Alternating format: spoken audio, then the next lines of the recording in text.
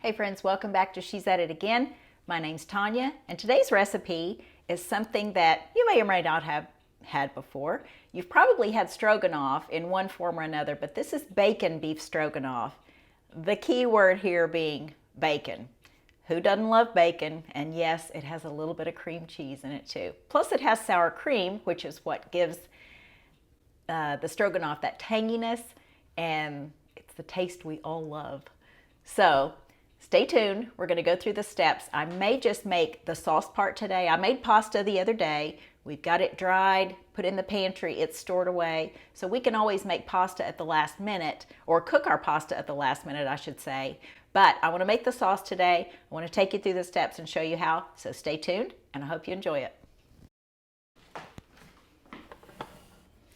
Okay, this is not rocket science, but I want to show you about the size onion we're talking about. So just medium-sized onion. I'm going to chop the top and the bottom off of it.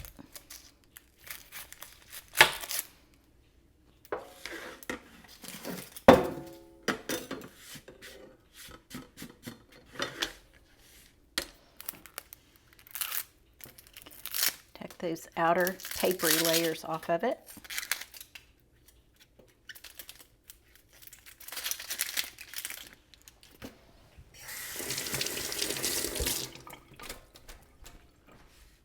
We're going to put it in my handy dandy chopper here. These blades are pretty sharp, but it's got the little container on the bottom that holds it once it cuts it. I like it because it cuts it in little tiny pieces. I just have to get them in slices before I put it in there. It's not going to chop a whole onion, of course.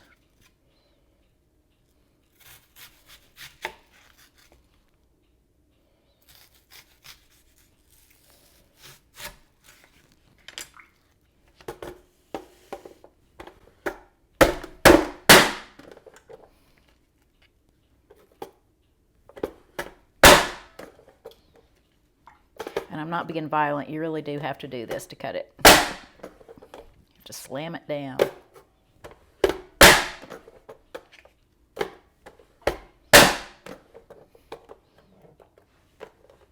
And then there's our onions in there.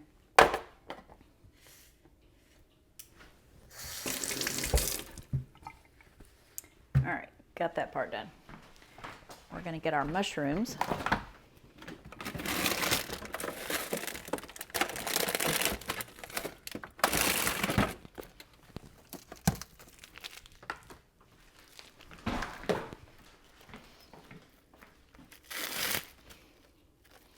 Just organic mushrooms. And that was just an organic yellow onion. It was just a plain onion, nothing fancy about it. It's not a specific kind. You could use a white onion if you want, just whatever you have.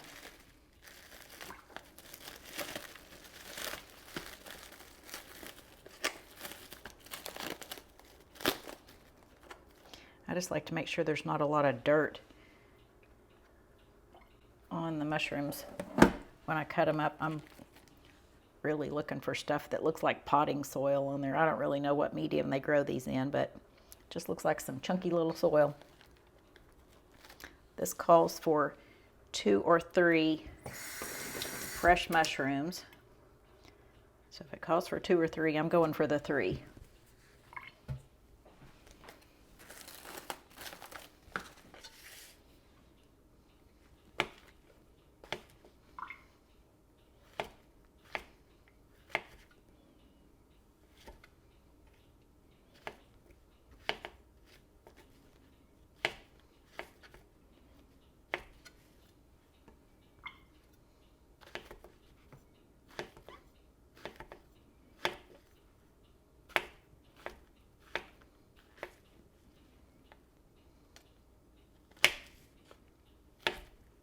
I don't want to cut these up too finely, but if you have someone in your family that they only hate mushrooms once they recognize them in a dish, just chop them up as finely as you want. You want the flavor. It doesn't necessarily have to be a texture thing, but I'm going to leave mine in sort of a semi-chunky state.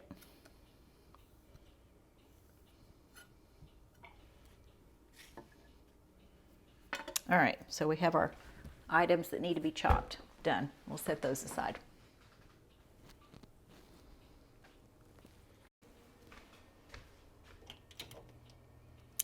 We have our saucepan. This is just a small saucepan. We're going to start out by what you've seen on previous videos, if you remember those, is making a cream of mushroom soup, basically, is what we're going to be doing in this pan, because one of the ingredients normally when you make stroganoff is a can of cream of mushroom soup, but there's ingredients in that I don't think anybody needs them. So we're going to make our own. This is from things that we already have in the refrigerator.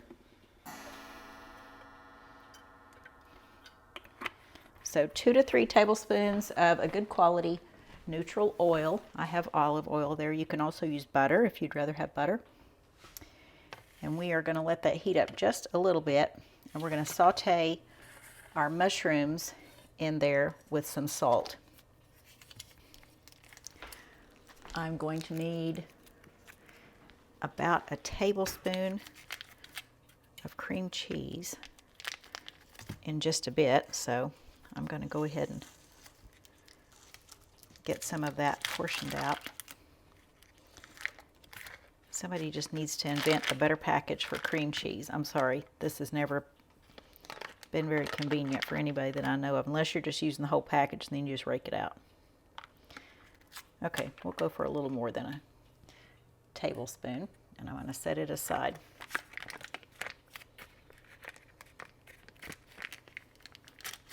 As much as I use cream cheese, you'd think we could come up with a better packaging, but we hadn't done it yet.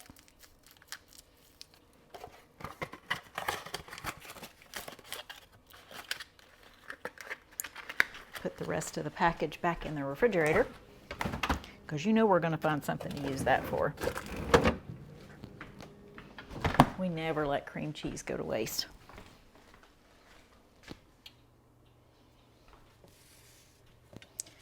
Okay, these are our mushrooms that we chopped up a while ago.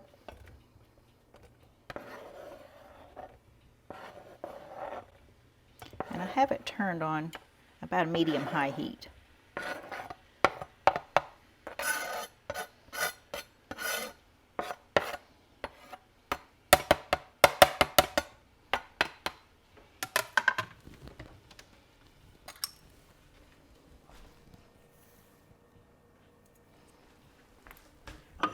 Just a heaping 1/4 teaspoon of salt in there. Sprinkle it around on those, and those are going to sweat. That's a cooking term. That's not my term. Even though today would be the day to sweat because it is warm outside. We have just jumped from a cool spring into a hot summer, and it's not even summer yet. Won't be summer for a few more days.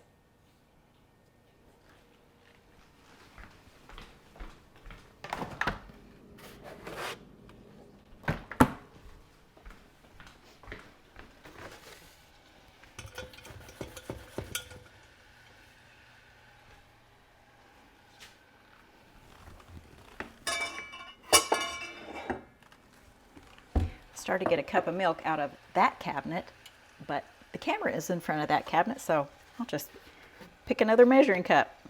Good thing we have them all over the kitchen. I'm going to need a cup of milk, so we'll have that ready to go when it's time to add that to it.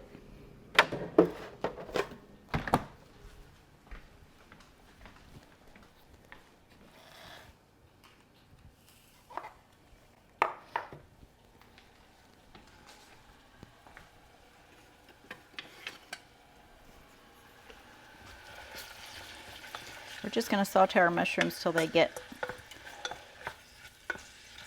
just a little soft.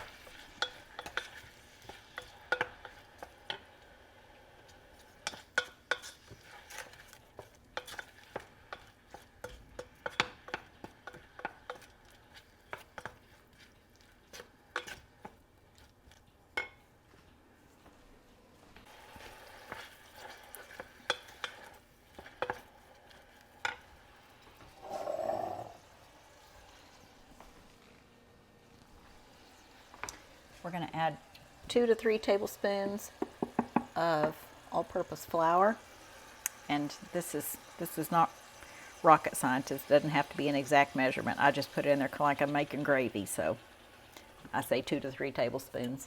but you can measure it out if you want. What you want to do is just make a paste. This is called a roux. It's spelled R-O-U-X, and this is the base for like a gravy or a sauce. It's going to be thick, but you want to cook the flour so it doesn't have that taste of raw wheat flour in the mix. And sometimes if you brown it a bit, it improves the taste considerably.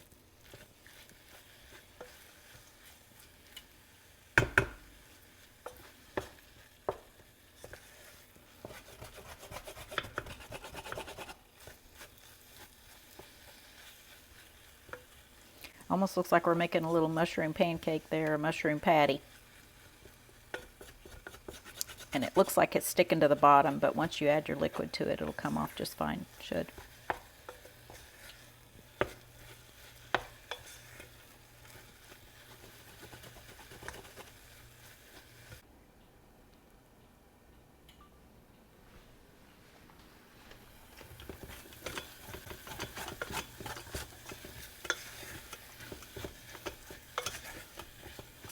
All right, we're going to add our 1 cup of milk.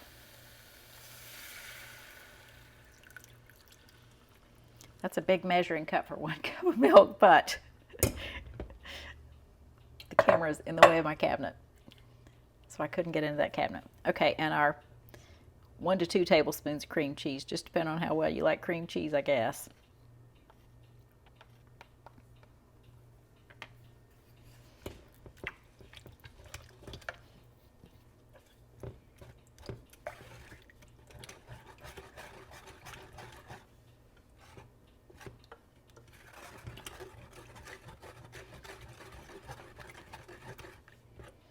So we're going to make this. This is our cream of mushroom soup. And then we're going to add this to the other part of our sauce that we're going to make, which is the ground beef, the bacon, all that good stuff, the onions, and add this to it. That'll be our sauce. Then we'll make our pasta. We'll cook at a later time when we get ready to serve this. And we're not having this tonight, so I'm just going to make this part of the sauce today. And then when I finish the video, I'll video the part of cooking the pasta, adding it all together, and then we'll serve it that day.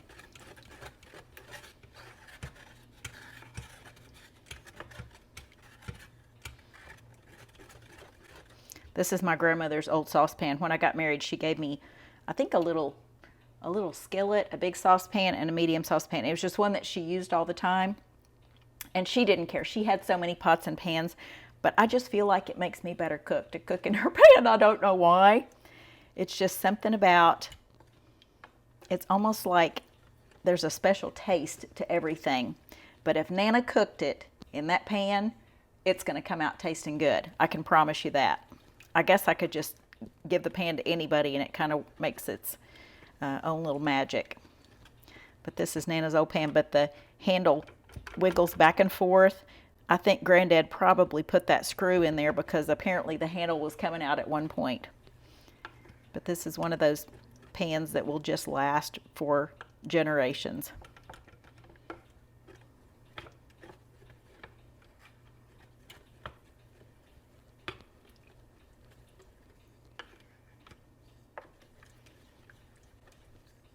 We're going to stir this and mix it up until it gets thick and our cream cheese kind of melts and incorporates into the rest of it. Shouldn't take too long. This is that dish I was telling about in an earlier video. I think it was the pasta video that I made this one time when we had guests. We lived in Tulsa years ago. I made this bacon beef stroganoff for guests, and they were apparently overnight guests because I woke up the next morning after I cleaned up the kitchen, put everything up, I thought, but I had left the stroganoff on the counter to cool off before I put it in the refrigerator. Who wants to put a hot dish of something in the refrigerator only to heat up your refrigerator and make it work harder? So I thought I'll just let it cool to room temperature and then I'll put it in the refrigerator later on. Well, we got to talking and apparently everybody just went off and went to bed, and I did too, without checking back in the kitchen. And I got up the next morning and this was sitting on the counter and I was too afraid to serve it or eat it again because I didn't know, but maybe it was poisoned by the next day. I just didn't know. I don't know if I'd still have the same reaction or not. I probably risk it and taste it. But I was absolutely heartbroken because this is some of my absolute favorite comfort food. Oh, just, oh, the flavor is just so good. So needless to say, I was very distraught over the fact that my stroganoff was not going to be leftovers for me for the next week. I was very, very sad. I'm very protective of my bacon beef stroganoff. Okay, you can see that this is thickening up quite a bit, and our cream cheese has almost broken up to where it's completely incorporated into the rest of it. I can see a few little pieces in there, but that's okay. It should be fine.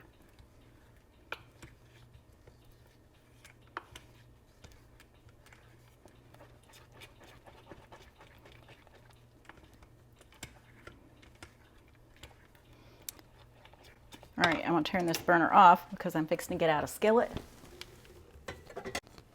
We're going to move this off that burner, put this on this burner, and turn the larger ring of the burner on. We're going to heat that skillet up.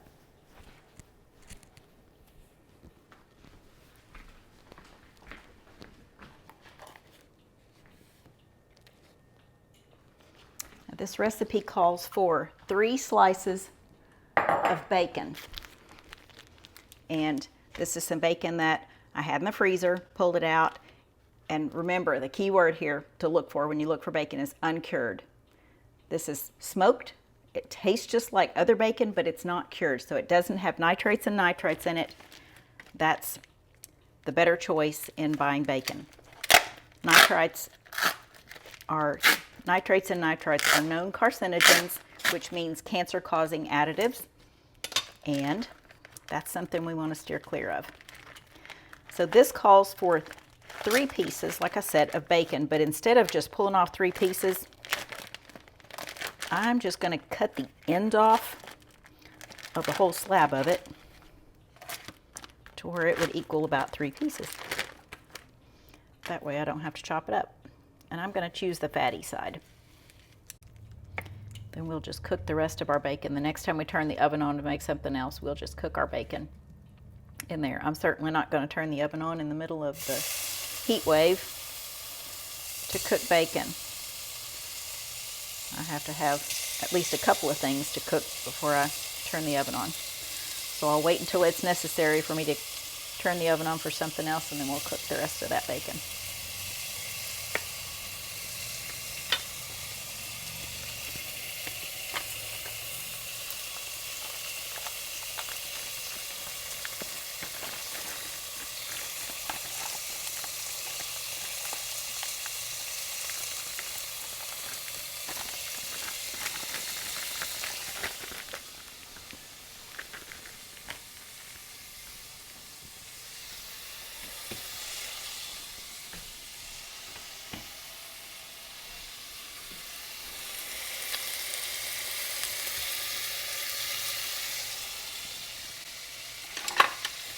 I had to make sure my camera was still showing this skillet. It actually looks pretty good.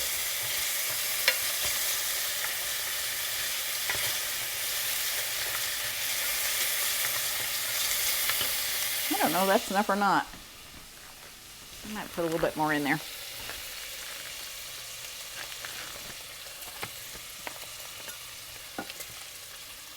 think I put enough fat to where I didn't get any of the meaty part in there.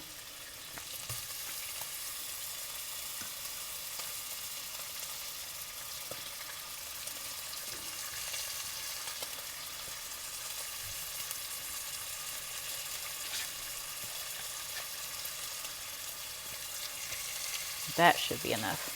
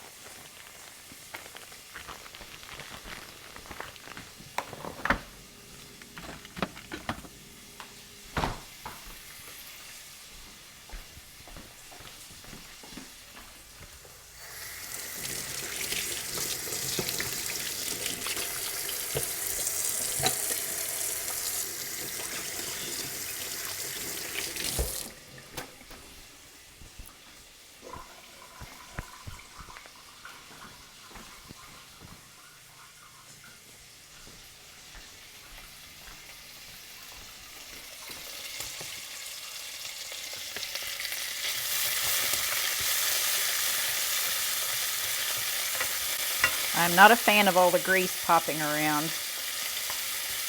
I never liked cooking bacon in a skillet, and I've caught myself at times earlier in our marriage, long ago, I would avoid cooking bacon altogether because that's the only way I knew to do it was in a skillet like this, and I would almost put on long sleeves and gloves just to turn the bacon over. It would terrify me because it was popping everywhere.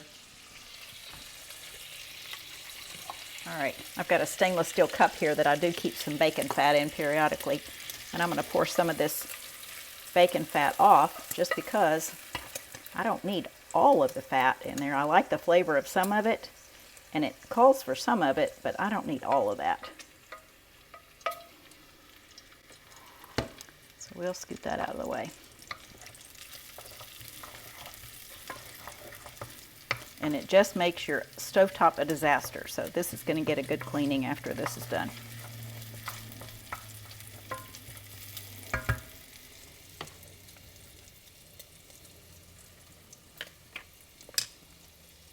All right, this is our pound of ground beef. Because I bought this in a multi-pack, it has 3 of them attached together. So this is just the one that doesn't have a label on it, but this is grass-fed organic ground beef. And we're going to cook that.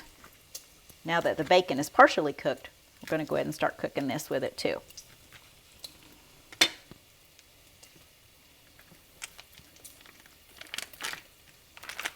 So if you'll cut an X in the bottom of it, sometimes it comes out a little easier.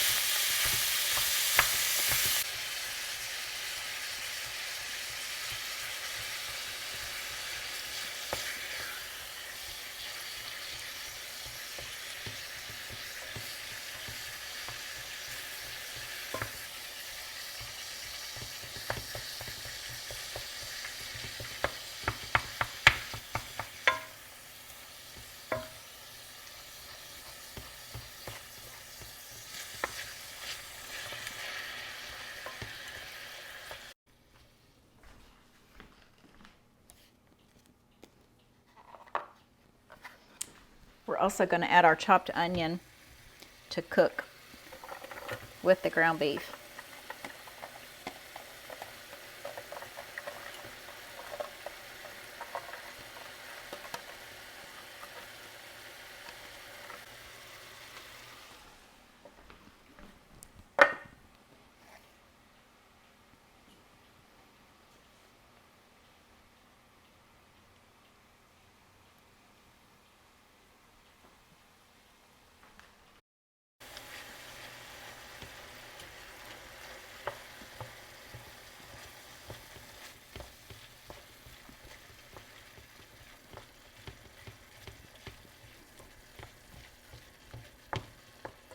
A general rule of thumb is when you're cooking ground beef, once it's no longer pink, then it's cooked all the way through. So we'll just follow that rule in this too. You don't have to wait for it to get browned parts on it.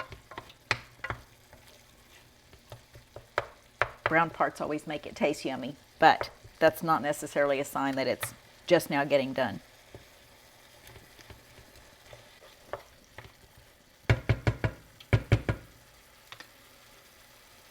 Let that cook until those onions get tender.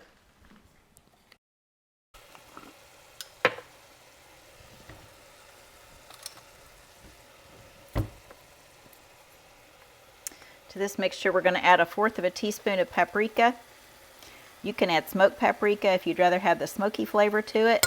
I'm just putting regular paprika in there.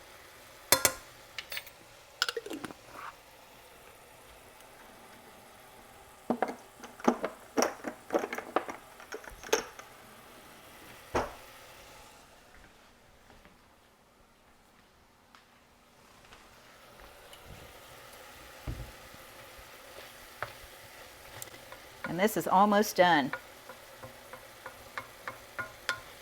This dish does not take long at all. Once you get your onion chopped and your mushroom chopped, you're kind of about a third of the way there, because that's really about what takes the longest in this recipe. This goes by pretty quick. If I were not videoing this, I would have my Vena hood on and all the air would magically go out of my face, but because of the noise level, I think I won't turn it on. I haven't found a Vena hood that is silent, and if I did, I'd probably promptly yank this one out of my ceiling and put that one in. Okay, I'm going to need about 2 tablespoons of flour. Again, this is our organic flour in our big tub over there in the corner. So about 2 tablespoons, and that's going to make this pretty thick. Stir it around. We're going to, again, cook that raw flour taste out of it.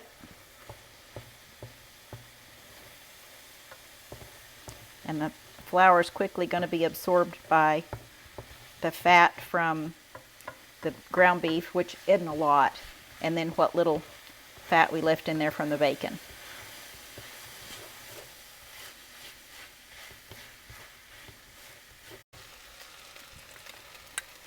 We're going to add about a teaspoon of salt to this.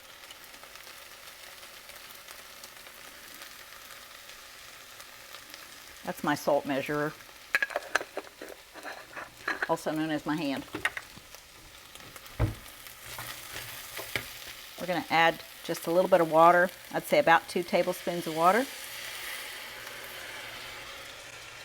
Turn our heat off. Anything that's stuck to the bottom of your skillet at this point should come off when you hit it with that liquid.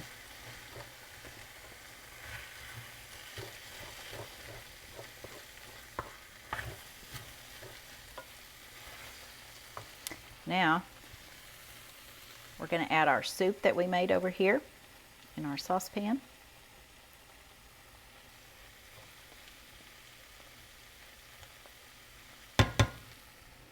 Y'all know I'm going to get that off there when the camera goes off.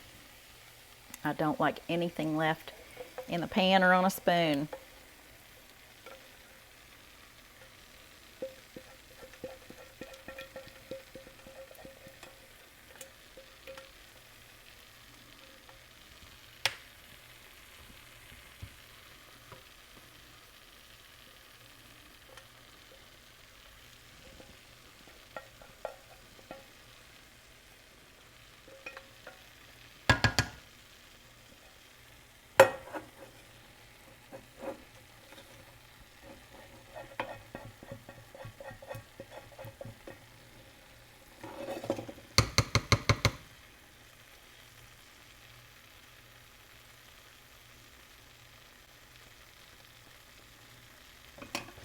Give that a stir.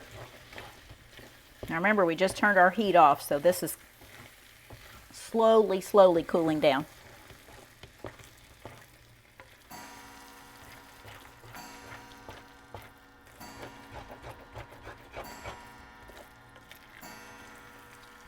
Oh, that smells so good.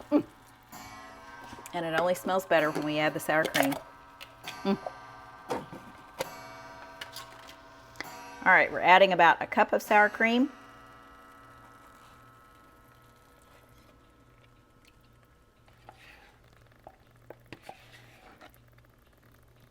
That looks like about a cup left in here, so we're just going to put whatever I have left.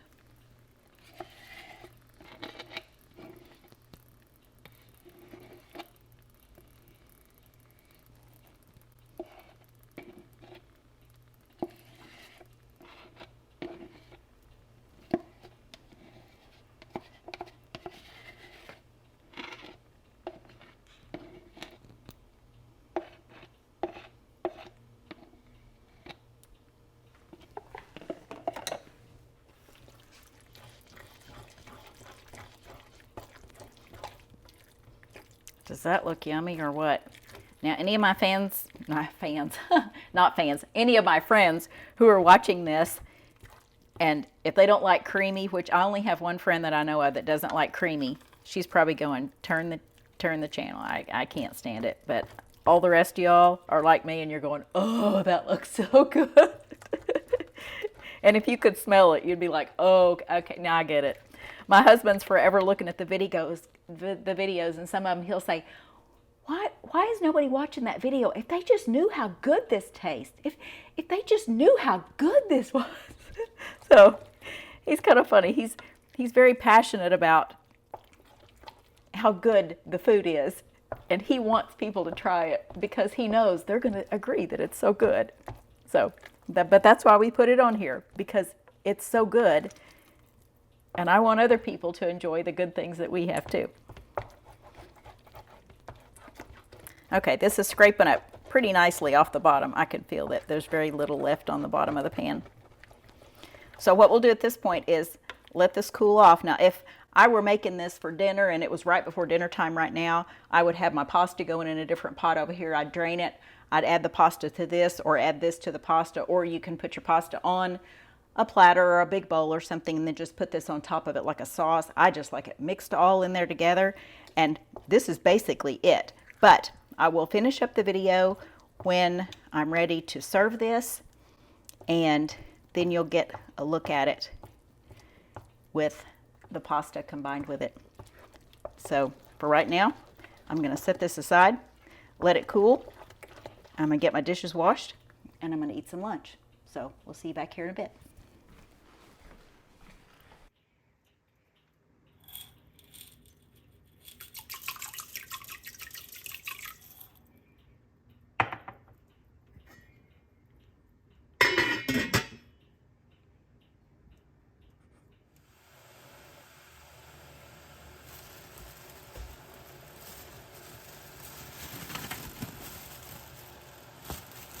Here's our pasta we made the other day.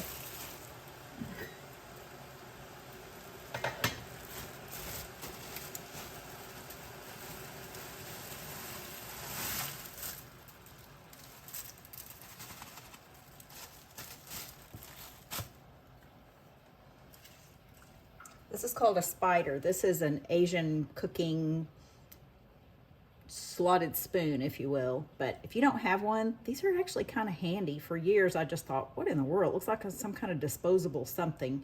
And this was handed down to me, but I use it actually quite a bit. So our salted water was almost boiling. We're going to put the lid on, turn the burner down, and just wait for it to boil over, because it'll happen to me, no doubt. But I'll be here in the kitchen to hear it.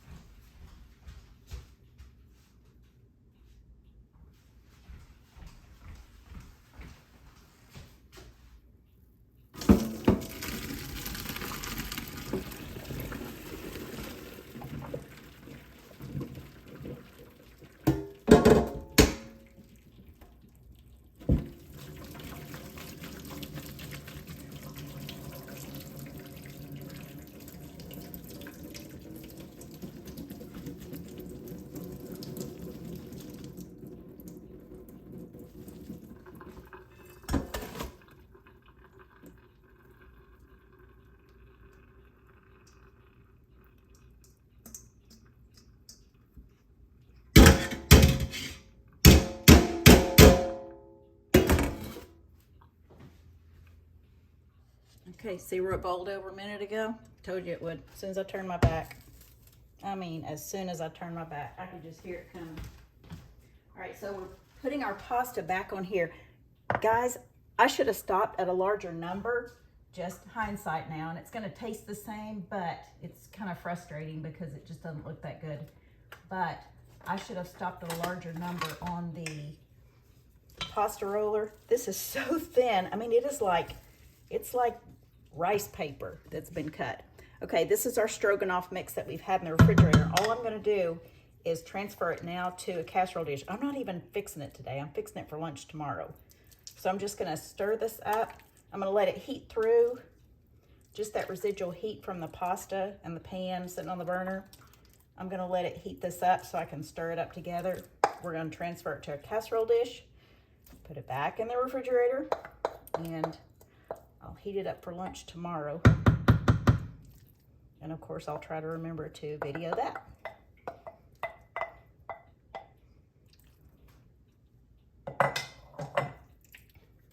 So I'm just going to cover this and try to capture some of that heat.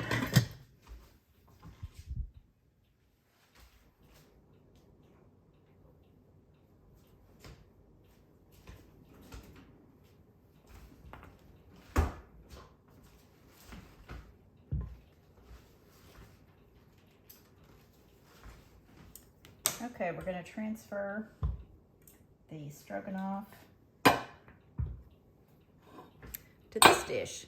Do y'all know how hard it is to dig this pretty dish out from underneath the cabinet when there's 7 casserole dishes on top of it? And for those of you who cook a lot, you know what I'm talking about. You just got to find the perfect shape and the perfect color and the perfect size.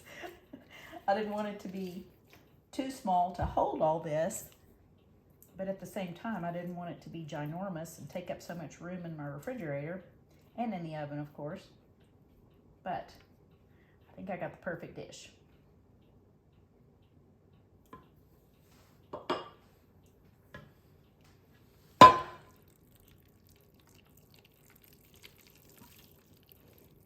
And like I said, I'll repeat again. I should have stopped at a higher number on making these noodles. They are so thin, which is fine. They're going to taste exactly the same as thick ones, but it's just they look like I'm cooking the wrong dish, because normally these noodles are a little bit heftier when you make stroganoff. It's not one of those delicate meals that require those paper thin noodles. But with me, I love this stuff so much, I could be able to read a book through them and they'd be fine with me. Or they could be as thick as a stack of cards. Seriously, this is just so good. I normally don't make this a lot during the summertime, but this was the exception to the rule. And with it being in temperatures almost 100 this past week, it just was almost crazy that I would even think about wanting this. But I did.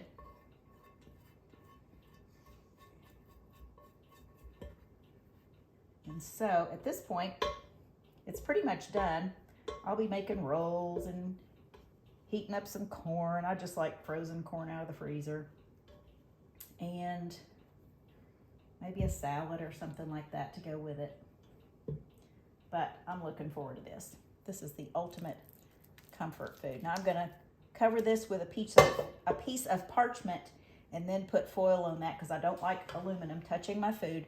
But we'll heat this up tomorrow in a slow oven. Just let it stay in the oven during church, and when we come home, this will be nice and hot, and I'll heat up the rest of it and we'll have it for lunch. But I'll show you that when we get to it.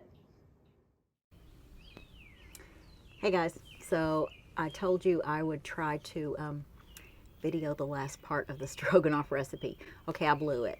I didn't. We had company over. We didn't really know who we were having over, but found somebody at church that their family was gone for the weekend, and I said, hey, just come home with us. And all the excitement of talking to them and getting dinner on the table, I didn't video it. But guess what? When I videoed it, it just looks like a pan of slop anyway. It just looks like something literally to be thrown out. It looks like ground beef stirred in with some Elmer's glue and some strips of paper or something. It's just awful looking. I'm telling you what, I did the same thing I do every time. I ate it until I was almost sick, and I just kept thinking, just one more serving. Okay, one more serving, and then that's all I'll eat. And then one more serving. I just kept eating it. It's so good. This is really kind of criminal. I just need to give the leftovers to somebody else, because it's really not doing me any good. I'm just miserable when I finish eating it. But I'm telling you, this is the comfort food to fix for somebody like yourself. So I texted my sister last night, who lives in a different state, and I said, I made that bacon beef stroganoff for dinner. I am so full, it's ridiculous. I love that stuff. And she said, is it the same one that I make? And I said, yeah, but I make basically the cream of mushroom soup part of it from scratch, and I make the pasta from scratch. And she said, I love that stuff too. So it's not just me, I'm telling you. Between the bacon, the sour cream, the cream cheese, of course, and all that just yummy goodness, it's so good. You just got to try it. So take my word for it, just try it. So I'll throw a picture in here just so you can see that it is not very photogenic. I'll just put it like that. So we'll sneak a picture in here just so you can get a look at it, but you're not going for looks, you're going for taste, and this is it. So hope y'all enjoyed the video. Look forward to sharing something with you soon. Thanks.